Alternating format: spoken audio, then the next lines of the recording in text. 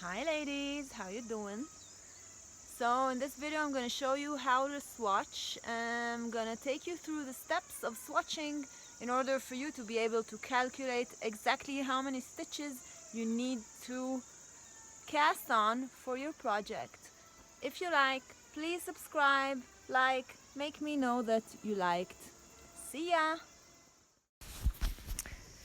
So I start on by casting on a number of stitches that I know that for sure will get into 10 centimeters or 4 inches. Alright, so I'm gonna knit this with quite bulky yarn, so I know that for me 15 stitches will be enough, but you might want to knit a little bit more than that.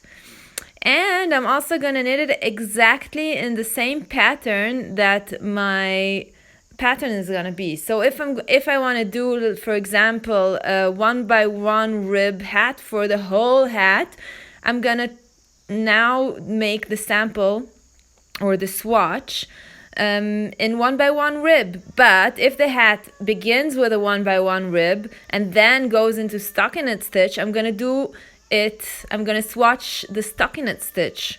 All right, so see what's the most of your work is gonna be and swatched by that pattern. All right, so I'm gonna go ahead and knit this rib, and I'm gonna come back to you after I finish. See you. Alrighty. Okay, so I've knitted something that it's like 10 centimeters. I can knit more, but I can also not. Alright, so 10 centimeters or 4-inch length and width, more than that. And now I'm just gonna cast off these stitches or bind off these stitches. You can use a stretchy method, you can use the regular method to bind off. I'm just gonna bind it off because I'm gonna block it. So there we go, I finished the binding off. I can cut the yarn, take it through. וזאת הדוגמית שלי. And there we go, you see. So I have this nicely, I don't know, let's measure how much exactly. That's before I'm blocking it. So just to see the difference, what happens before and after. So here I have 13 centimeters by 10. Alright? So now I'm gonna block it and I'm gonna show you exactly why it makes such a difference. So I'm gonna soak this piece in the water. Let it really sink, put some weight into it, because you see all these bubbles that are coming up, that's all the air that is stuck there. I want it to completely get out so that the whole piece can soak into the water. Yes, I'm gonna let it soak like this for a few minutes, let's say between 5 to 10 minutes. It's such a small piece. Yeah. And here we go, I can take it out and look, I'm not gonna squeeze it too much, just this is the thing that I'm gonna do.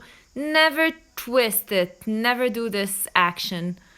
Yeah, very gently, I want it to stay wet, and then I can just wrap it in this towel and roll it inside so that it kind of soaks the heavy water stuff, just the heavy ones. We still want it to be wet. And then I'm going to my blocking board. This is just an old mattress that I have, which I can pin things to. And I can open the towel and lay this piece on top of the towel.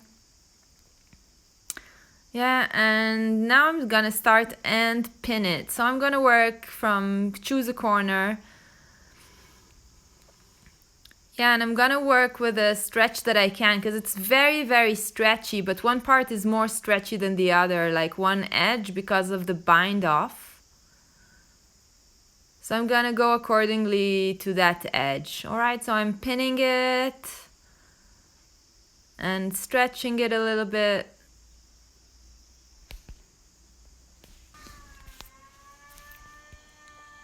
Yeah, and I can stretch it, put another pin. Yeah, and sometimes I need to readjust. Yeah. You can also do it with blocking wires. The reason I'm not doing it is with blocking wires is because I don't have any. That's my dream. So if you want to make my dreams come true, you know where to find me. Okay, and you see I'm just readjusting it every time I'm stretching. Yeah, and you see now I want to stretch it furthermore up, so I need to move the pin. Furthermore down, I need to move the pin. There you go, and just like this, slowly, slowly, I'm just pinning it down and giving it the maximum stretch. Not all the time you have to stretch it so much, especially in lacy patterns you'll need to stretch at the end. So it's good to know how much of a stretch you can have as well. Alright, so I'm pinning it and then I'm gonna just leave it to dry, making sure that children or animals cannot get in contact with it. And yeah, let's leave it to dry, take it back afterwards dry, and show you the result. See you in a bit.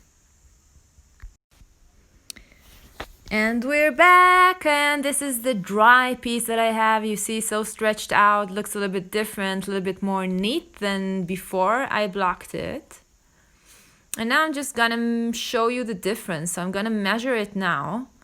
And now you see it's already 15 centimeters. 15 centimeters, it was 13. So it's a small swatch, so maybe it doesn't seem to matter so much for you. You see, and that's 11. So, but then when you make big project like sweaters, like hats, like scarf, whatever it is that you want to really know, it makes a big difference by the end. So that's why we're swatching, and also you get a good idea how the finished garment will look like with this kind of stretch.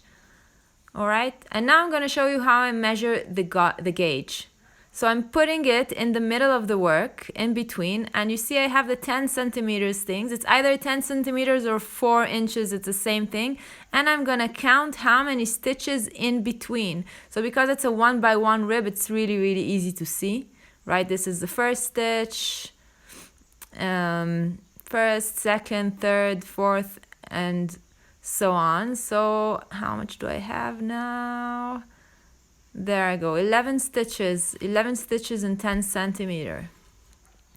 Okay, and if I want to count the rows, I do it vertically. So I place, and again, in the middle, I'm gonna count 10 centimeters. So you see, each of these is a row, each of these little braids there.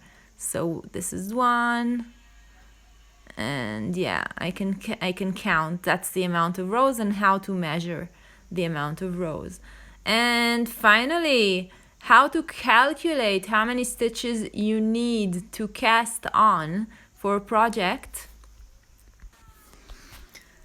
And there we go, here's the formula. So the number of stitches in 10 centimeters or 4 inch, divide to 10 or 4, depends if you did the centimeters or the inches. And then you multiply by wanted centimeters or inches. Yeah, of course, if you started with centimeters, you finish with centimeters, started with inches, finish with inches.